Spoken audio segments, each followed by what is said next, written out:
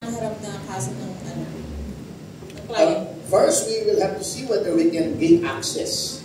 And for that, since involved na po yung konsulado ng China dito, I will have to coordinate with them just to make sure that we are on the same page with respect to the remedies that are being availed of to help the client. And then, mamaya yata, pupunta kayo dito Tessie, gano'n, kung makakausap niya.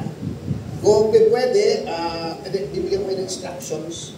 Mamaya before you go, sana, some formalities. And then, based on that, we will see whether, kasi, tapos na yata, no?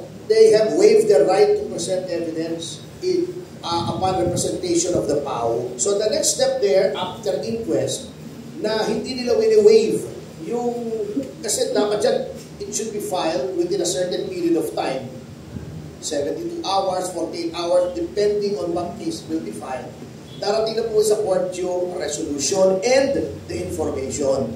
Then the next step would be, the court has 10 days to decide based on the resolution and the evidence attached thereto if there is probable cause to issue a warrant for the arrest or the filing of the case. Ito, nakadetain na, wala nang warrant. If there is probable cause to hold the accused for trial, and then since the case is not a capital offense, then bail is a matter of right. There will be an amount for the bail recommended, and upon payment of that bail, whether in the form of cash or property bond or surety bond, ay i-order po muna yung provisional release or provisional liberty ng accused.